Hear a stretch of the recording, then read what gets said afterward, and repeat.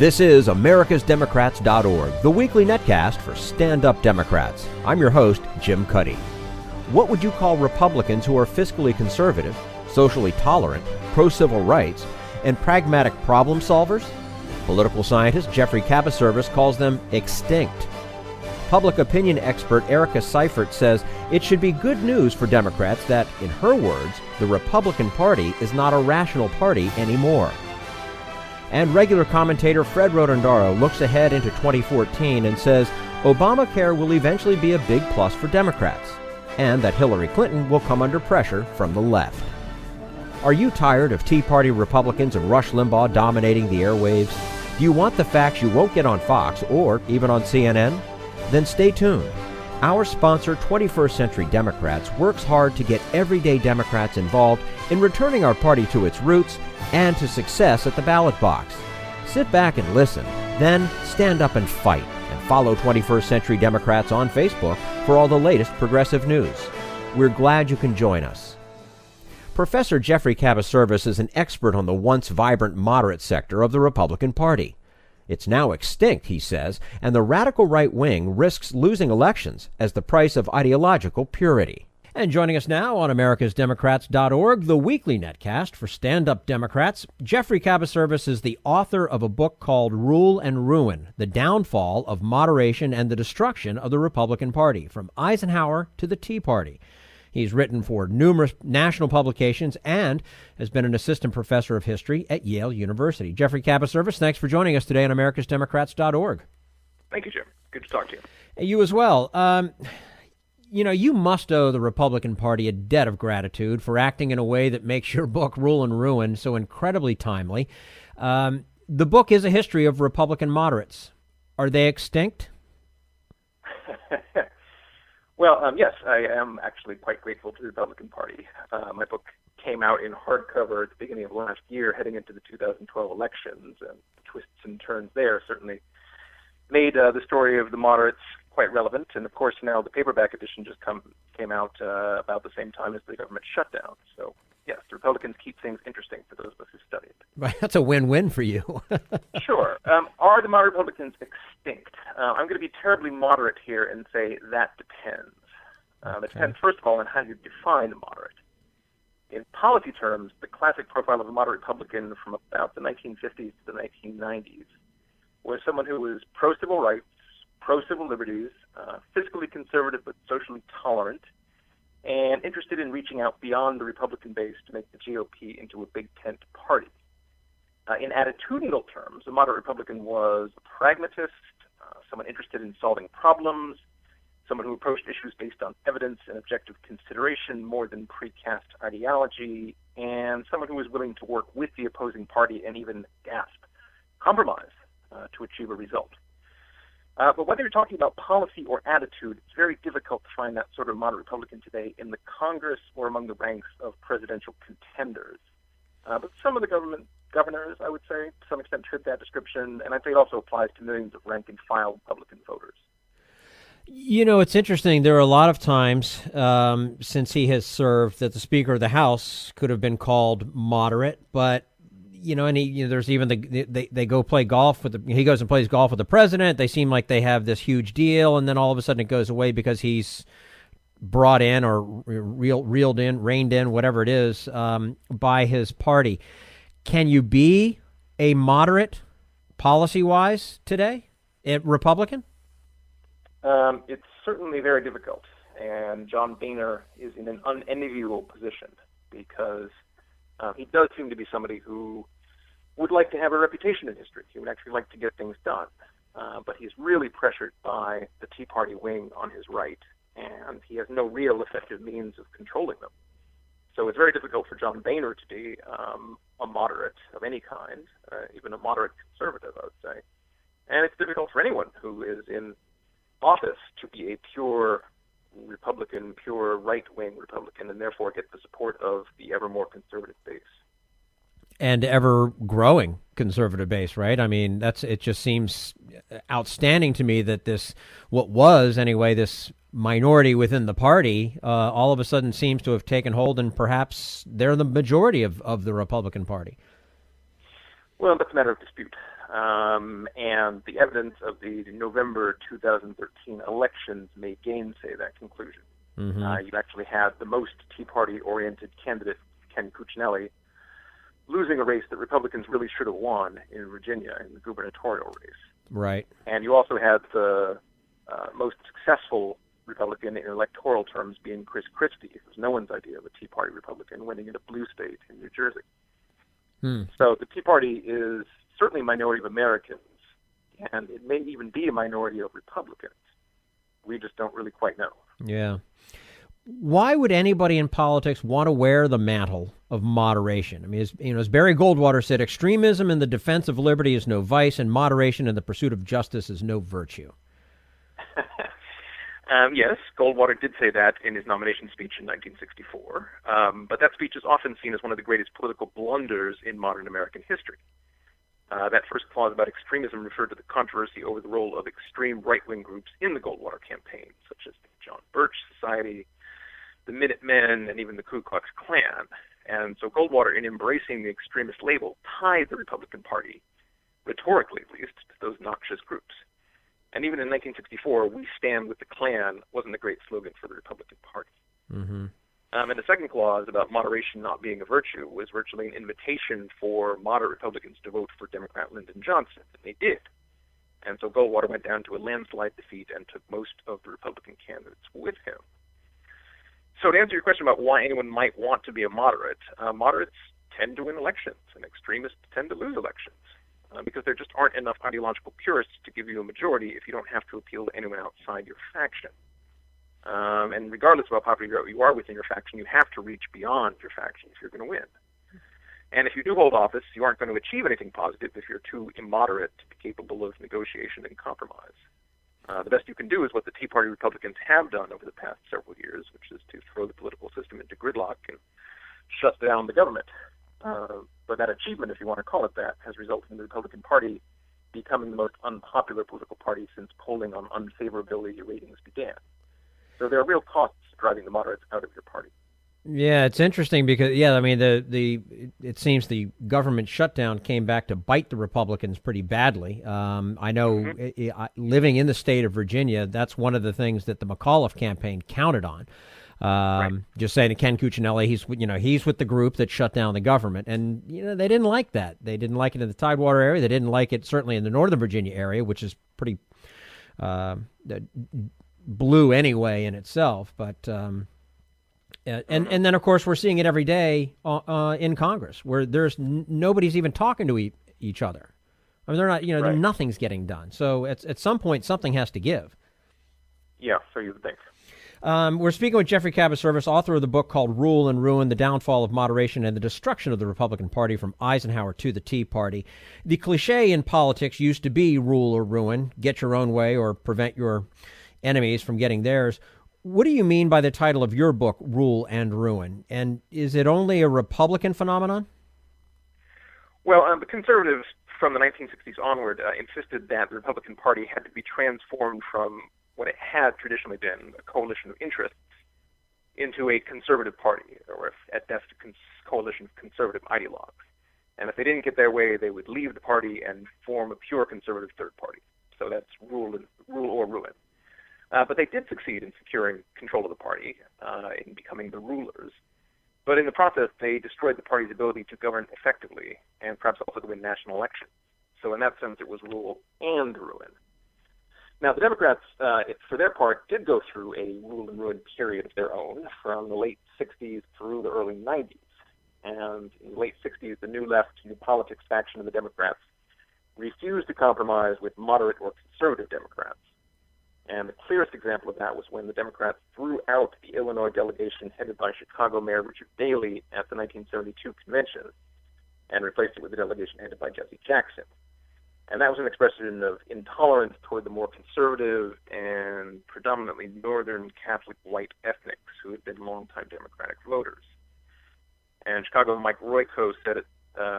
columnist Mike Royko said at the time, anybody who would reform Chicago's Democratic Party by dropping the white ethnic would probably begin a diet by shooting himself in the stomach.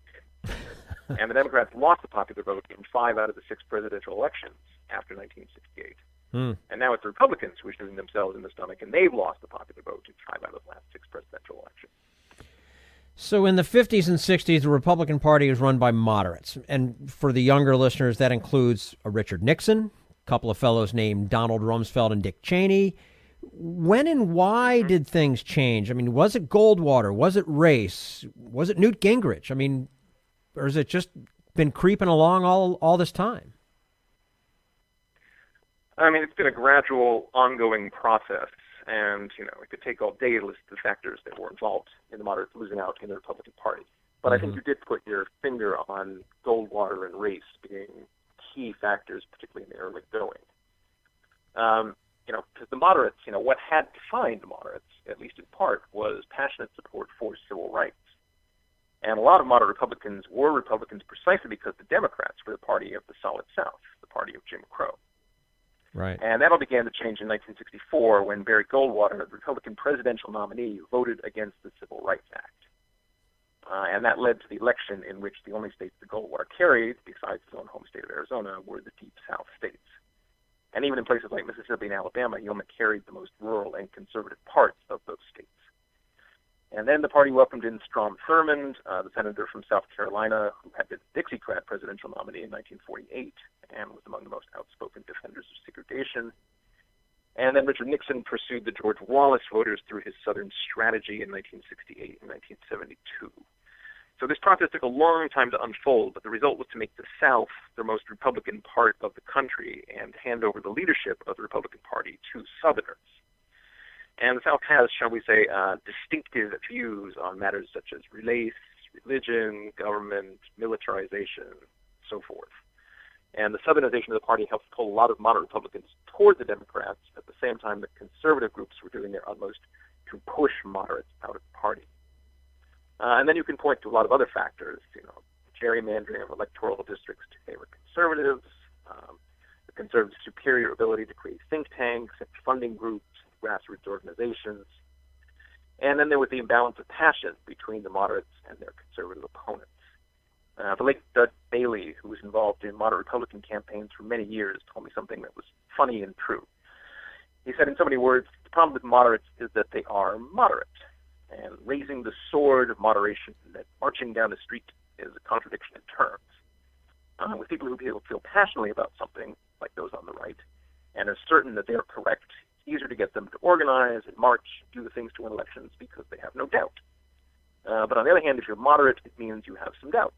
You're not as certain of your beliefs. They may not dominate every minute of your waking existence. And therefore, you're less likely to make the commitment of time, money, energy, resources, and passion to try to turn your beliefs into reality. So is a moderate somebody who has no convictions and just compromises just because he or she likes to make deals? I mean, is that ultimately what happens then? I mean, there certainly were moderates, Republicans, who, in the era when moderates were in control of things, did lack real convictions, or they just wanted to be in on the wheeling and dealing. Yeah. Some of them were just what you might call country club Republicans or establishment Republicans, and those tend not to be very exciting people. But there were other moderate Republicans who were very sincere in their views, but they lost out because they had the defects of their qualities.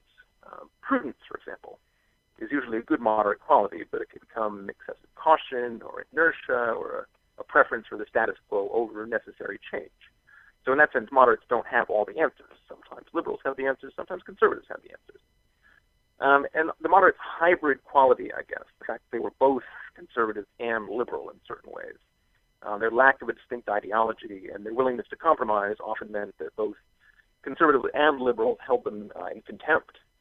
The conservative Republicans used to say that the moderates' role was, after the battle was over, to come down from the hills and shoot the wounded. And the classic liberal quote about the moderates was that a moderate Republican was someone who, seeing a woman drowning 30 feet offshore, would throw her a 20-foot rope and feel that he'd gone more than halfway. Okay. Again, we're speaking with Geoffrey Kabaservice, author of the book called Rule and Ruin, The Downfall of Moderation and Destruction of the Republican Party from Eisenhower to the Tea Party. A lot of older Republican members of Congress who were elected as Reagan conservatives are now considered to be the moderate. Doesn't that fact alone legitimize extremism and obstruction by changing the terms of ideological debate? I suppose that depends on your point of view.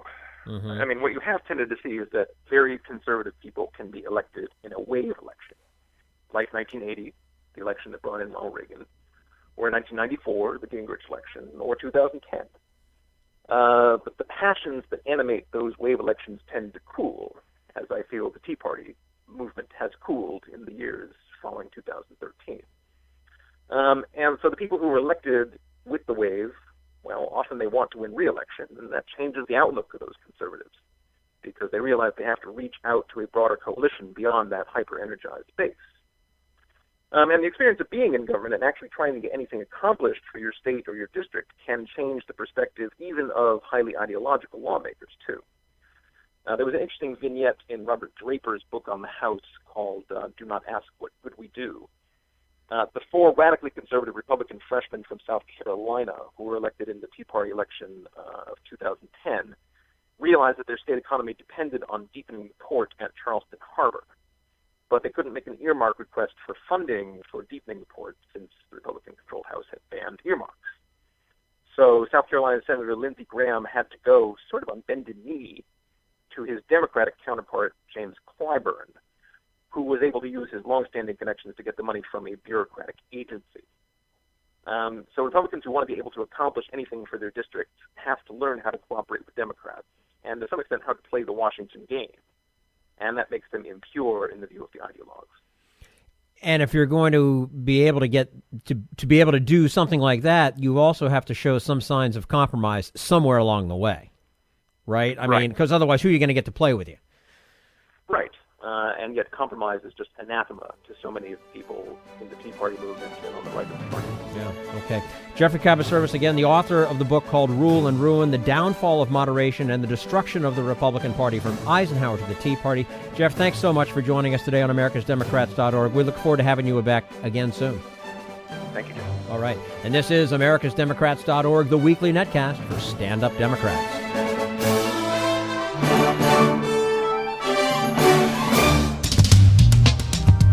We want you to sit back and listen, but we need you to stand up and fight. Do you want to get involved and help get our party back to its roots and to success at the ballot box? You can make your contribution to Democrats for America's Future and help us keep this show going and to elect Democrats who will stand up for democratic principles. Go to americasdemocrats.org and click on Donate at the top of the page.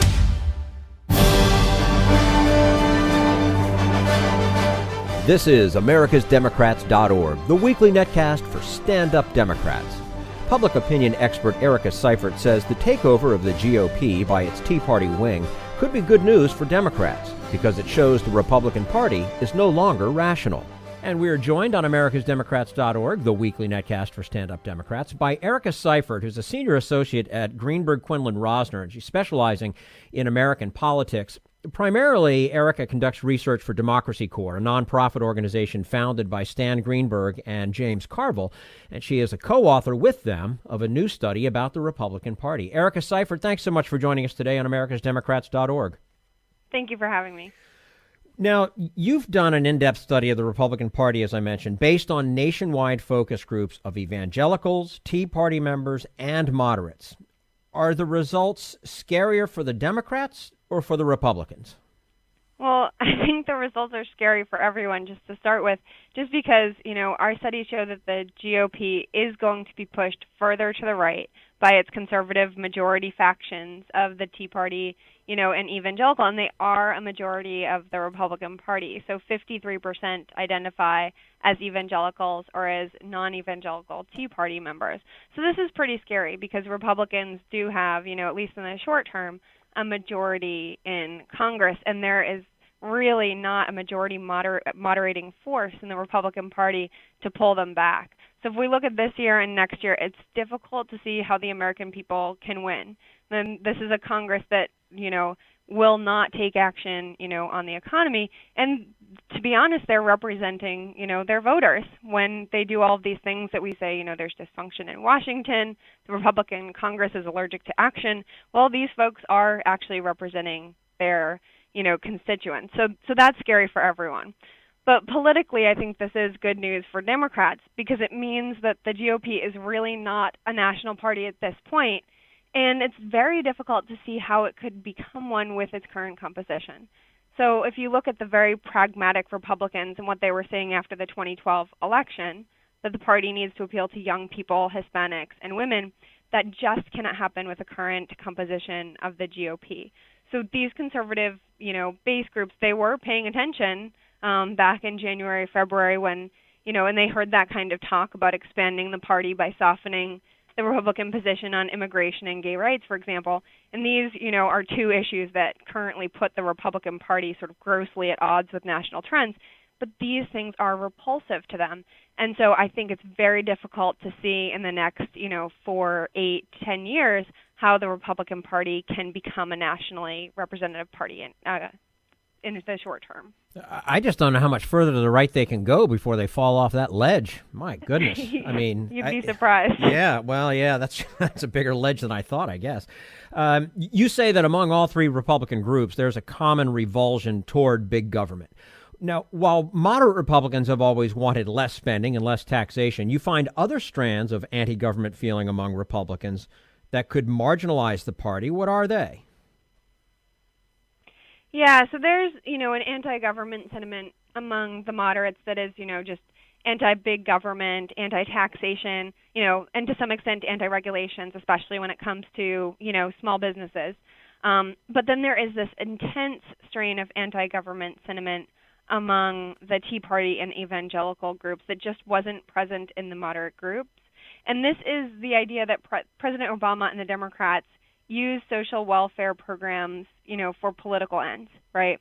So they use social welfare to create constituencies of dependents who are economically, tied to the Democratic Party. They're, totally dependent on, the Democratic Party for their very existence. So, and this is, and especially in the very conservative groups, this is to some extent about, race and minorities being, dependent on government. But they think that the Democratic Party, in particular President Obama, are expanding these social welfare programs to create these dependents who in the future will have to vote for Democrats.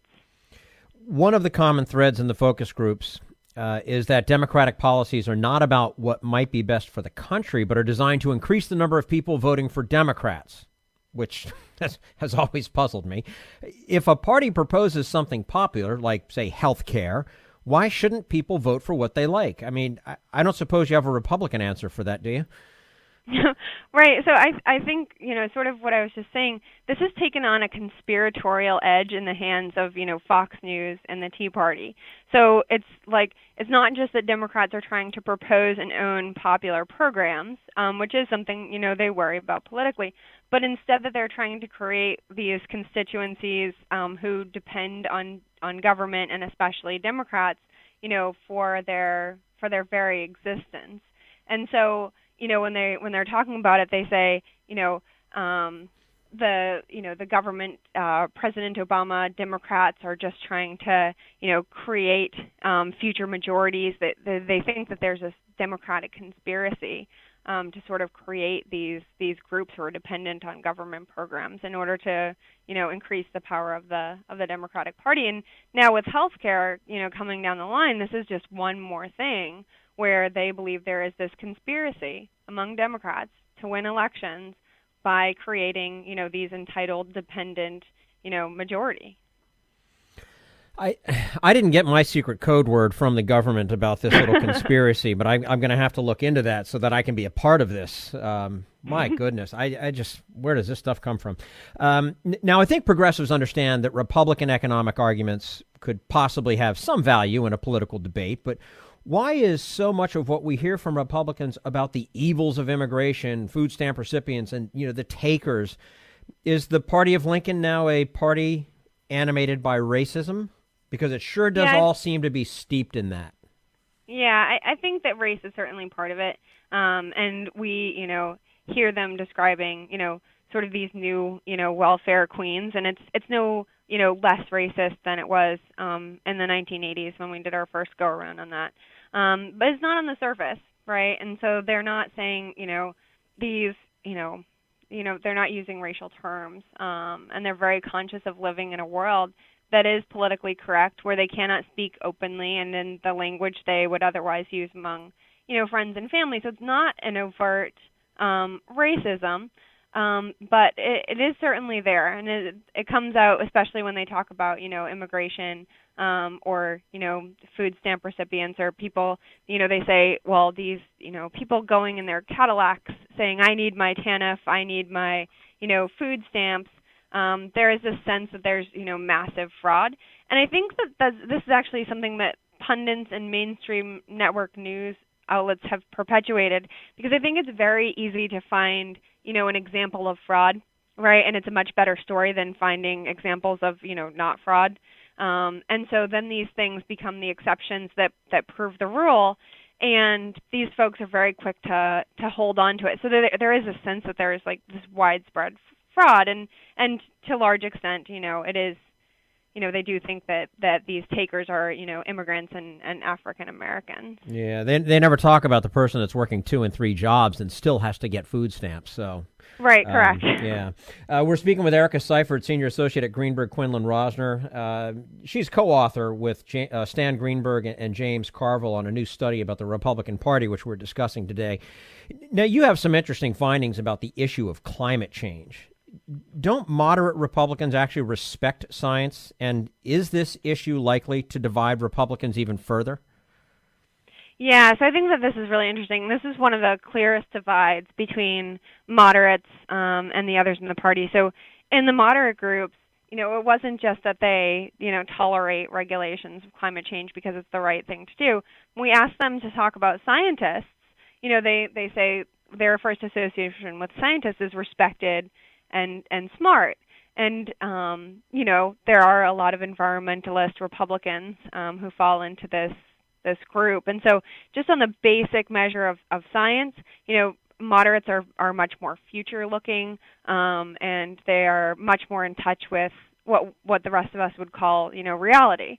But in the evangelical and Tea Party groups, their first association with scientists is, for example, I think we're being fed a lot of misinformation. I wonder if they don't put these things out there to distract you. They say, so this is from Colorado Springs. One woman said, well, the scientific community in general is, minimizing and marginalizing people who bring up doubts. You can look in biology, you can look in geology, you can look in chemistry, and you see that these theories just don't hold up, and yet the scientists in the scientific world just don't acknowledge that. And if they ever say it and you're a PhD candidate, you can be denied your PhD. You can be denied your master's degree. So they think that, there is this conspiracy to prevent people from understanding the truth, and they don't have a lot of respect for science. The Tea Party group is a little bit different. They focus a great deal on the regulations. They're no less, doubters than the evangelicals. It's just the evangelical group, took on a much more religious tone when it came to, doubting science. But I do think that this is going to be a big divide in the Republican Party, just because you can't. It's impossible, for me to think about how these two groups could have a conversation where one group is, sort of in touch with reality and the future and science and truth, and the other has this whole other, set of ideas about what's true. You just wonder where they get it all from. So anyway, Erica Seifert is Senior Associate at Greenberg Quinlan Rosner, specializing in American politics, co-author along with Stan Greenberg and James Carville, the new study about the Republican Party. Erica, as always, we appreciate your time with us today on americasdemocrats.org and look forward to having you back again soon. Thank you so much for having me. Well, you're quite welcome. And this is americasdemocrats.org, the weekly netcast for Stand Up Democrats.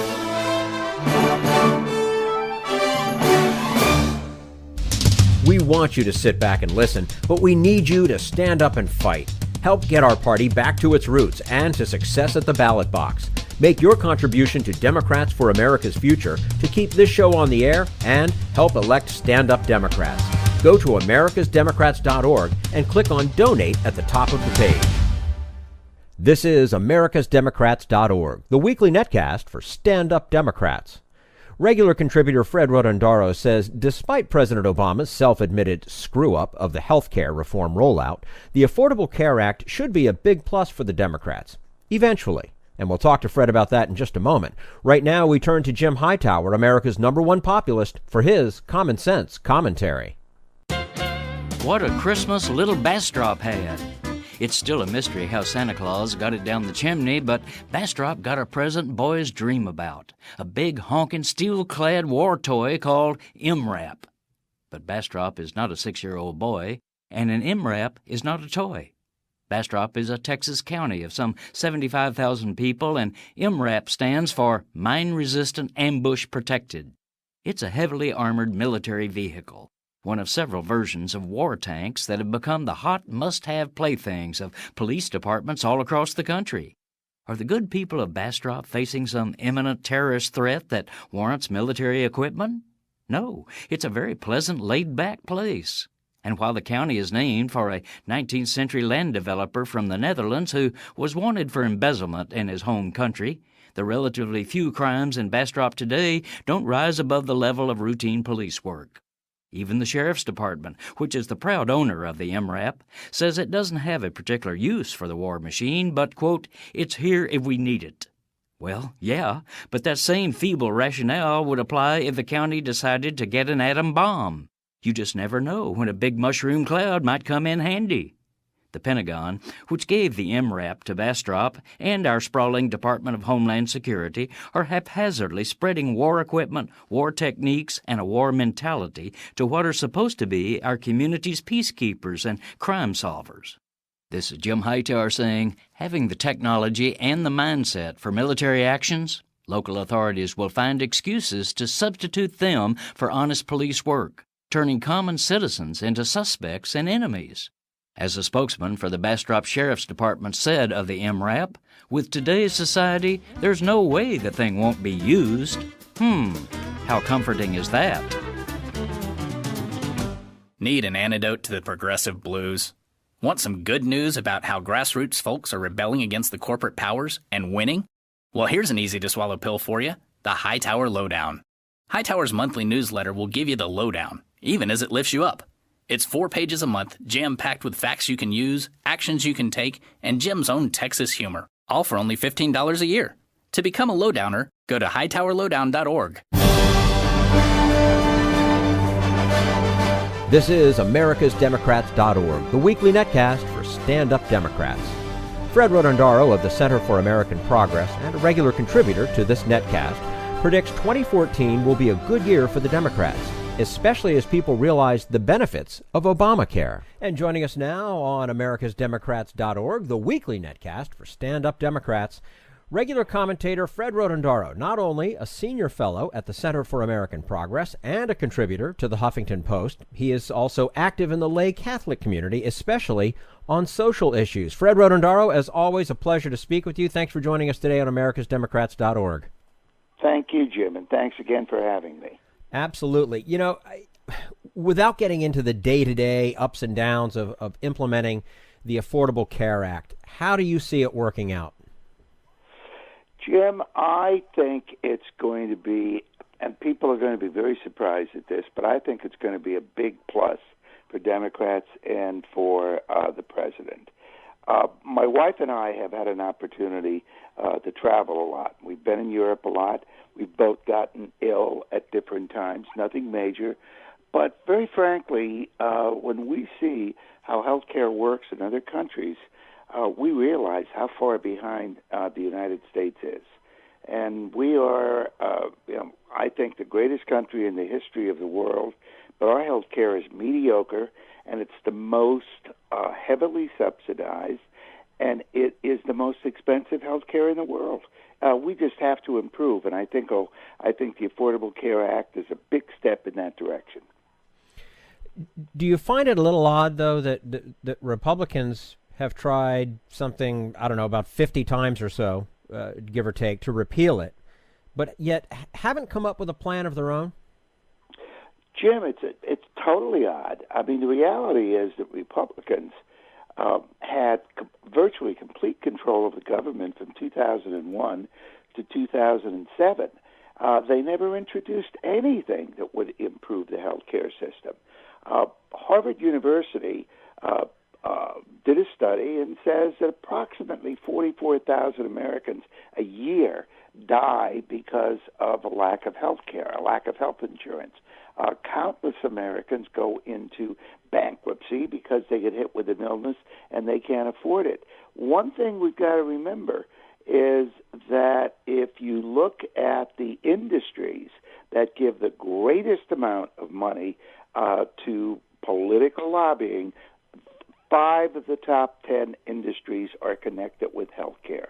Hospitals, pharmaceutical companies, the insurance companies, the U.S. Chamber of Commerce also, which gave close to $1 billion in lobbying in the last decade. So it's to a lot of people's interest to keep our health care working the way it is, which is providing a lot of money for a few people and just not doing what it should do for literally tens of millions of Americans. Mm-hmm. And not to mention another place where the costs get driven up and really dumped on to the rest of the public is people using emergency rooms as their clinic. Absolutely. Emergency rooms become the clinics. We pay so much more. We pay so much more for drugs. Very quick anecdote, and that's all it is, an anecdote. A number of years ago, my wife had an operation for cancer. Thank God, everything was absolutely perfect. The doctor gave us a prescription. We went to our pharmacist. The pharmacist said, well, your insurance company won't cover this yet. They need more info. Once again, thank God, we could afford it. I said, give me the medicine. What does it cost? It cost $923. A lot of people might not be able to just charge that away. We did. We went to Italy. A month later, Kathy had run out of the medicine. I took the bottle. I walked into a pharmacy. Once again, I had no doctor's prescription. I just walked into the pharmacy. I showed them the bottle. I said, give me the closest thing you can to this. He walked out with exactly the same bottle from exactly the same company, the same medicine. The cost, $21. Wow. We get murdered in this country on the price of medicine. We pay more than any other country in the world. Even today, when Kathy and I travel overseas, there are certain medicines which we can buy over the counter, and the cost is $2, $3, $4, as opposed to a copay of $30 or $40. Something wrong with that math. Something very, very wrong with that, and basically it gets down to the healthcare industry has bought a large percentage of American politicians. We're speaking with Fred Rotondaro, Senior Fellow at the Center for American Progress, contributor to the Huffington Post, as well as a regular contributor to americasdemocrats.org. Now, obviously, Fred, there were both technical and political problems in launching Obamacare. Should someone lose a job over the rollout? Jim, I think the person who should lose his job, but it's not going to happen, is President Obama. I say that kind of laughingly. I have the greatest respect for President Obama. I think he is a brilliant strategist.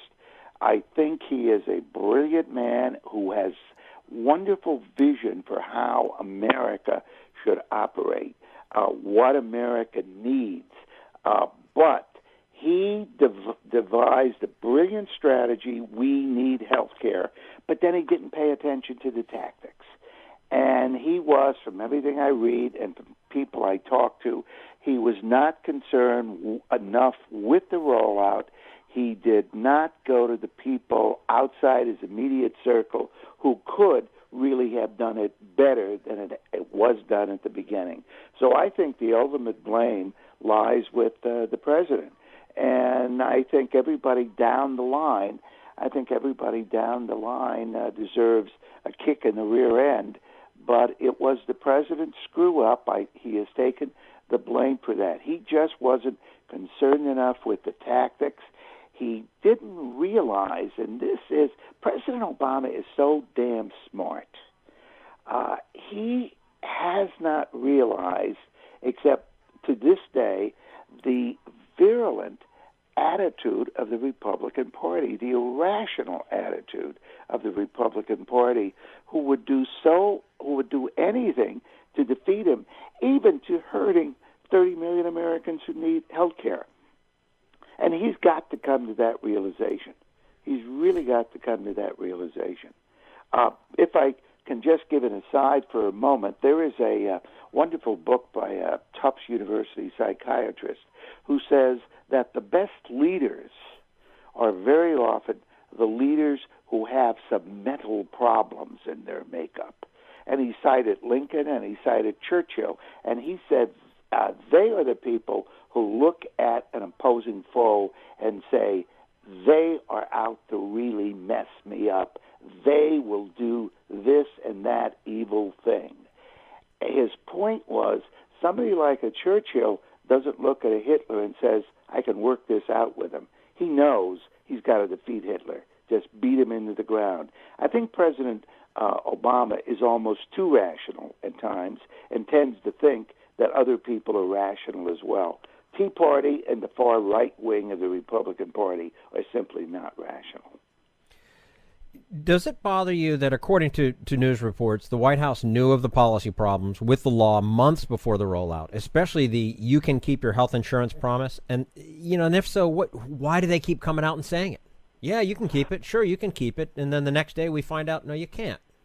It was the ultimate, I think, in stupidity. They did know that, from what I'm told. The political people knew it. The communications people knew it. But they thought it might be a little bit too complicated to explain in these short pitches they were having the president made. And of course, I think that was just a boner of the first order. Something like that could have been explained to the American people in a sentence or two. You can keep this health care if it meets standards, if it's not subpar. It would have taken just seconds, and the American people would have been prepared. I think the political people in the White House, communications people, whoever made the final decision, just made a real bonehead play.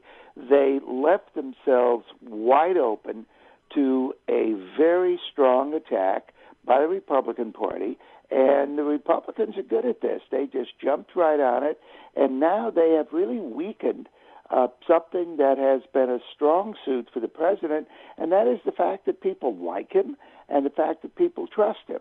Now his trust ratings have gone down considerably. I think they will go back up. That was just a dumb play by the White House people. I couldn't agree with you more. Now, let me ask you this. Are you one that agrees with the notion that the first year of President Obama's second term was a waste because nothing got done and health care reform seemed to go backwards? And if so, can he recover any lost momentum? Oh, I think he's going to recover it because once again, as health care starts kicking in and as people start realizing all the benefits of health care, I think things are going to go back very, very well for him. He has lost a lot of ground this year because of health care, but so much of that, as we literally just said, was self-inflicted. I think President Obama is going to have a pretty strong second term. I think he's doing quite well on the foreign policy front. The fact remains, President Obama's caution has kept us out of war and has gotten other things done pretty well. And I think that ultimately the American people are going to come to the realization that the extreme right wing, the Tea Party way, just cannot work. I see the Democrats coming back very strongly in 2014 and making a real run to take back the House majority. So I look forward to a pretty strong second term, even with this somewhat horrible year. What was it Queen Elizabeth said years ago? Annus horribilis. I know I've messed that Latin up royally, but it was pretty bad. But Obama's very, very good at strategy. Now he's got to get a little bit better at the tactics, and I think he'll be just fine. Again, we're speaking with Fred Rotondaro, Senior Fellow at the Center for American Progress, contributor to the Huffington Post, as well as a regular contributor here on americasdemocrats.org. Fred, do you detect any rumblings from the progressive side that President Obama needs to go further to the left on economic and other issues? And what about pressure from the left on presumed frontrunner Hillary Clinton? Oh, I think that last part of your question is very, very interesting. I was just telling Kathy the other day, I'm a big Hillary fan, but in 2008, I was a very, very strong supporter of Barack Obama very early in the campaign. As a matter of fact, that when he announced, and the reason why, and I think I represent a fair amount of progressive Democrats. A lot of us thought Hillary was simply too allied with the old regime, too allied with the status quo of the establishment. I would be very surprised if Hillary does not get the nomination, and if, very frankly, Hillary does not become president for the next 8 years. However, somebody like Elizabeth Warren, smart as you can possibly be, not very far to the left, she just wants to bring the banks in control. And that's a very big-time populist theme. People have laughed at me. They think I'm a little bit nuts, including my own family. But I would not be amazed to see a Hillary Clinton, Elizabeth Warren team in 2016. We've never had a woman run for president. We've had only one run for vice president. But the days of incrementalism, I think, are over. Hillary is going to have to stay strongly to the left without alienating some people who she would need. Example, President Obama did absolutely horribly among white working-class voters. I think he got something like 39% of white male working-class voters. Hillary will go back and she'll regain a lot of those voters. But she's going to have to do a little bit of a tightrope walk, but she doesn't want to be seen as a creature of the establishment doing the same thing over and over again. Well, it's interesting, and you look at President Obama's first term, and it was he talked constantly about trying to compromise, trying to reach out and reach out and reach out, and he got hit, not that hard, but he got a lot of flack from the far left. And a lot of folks are saying Hillary is, quite frankly, when you have such a strong right wing right now, that she's too much in the middle and she needs to go further left. Do you agree? I think she does. I think if Hillary is going to ignite the enthusiasm of a lot of Democrats, she's going to have to go a little bit. To the left. Once again, I really think that the fact she was seen as the establishment candidate in 2008, together with a pretty lousy campaign that she ran, but I think that view of Hillary as the establishment candidate was really what did her in, and what allowed a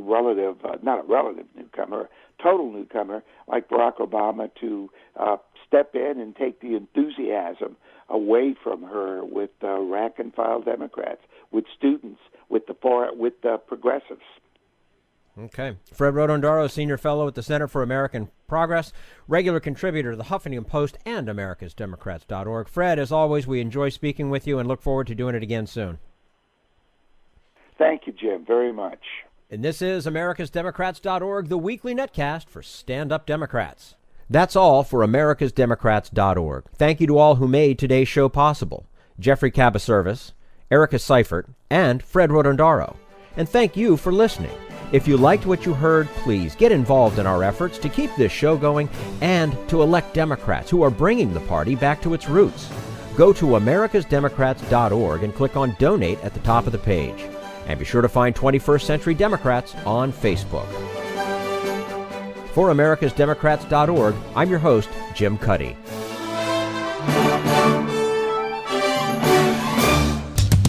We want you to sit back and listen, but we need you to stand up and fight. Join us, support the show, and help elect Democrats who will stand up for democratic principles with your contribution today. Go to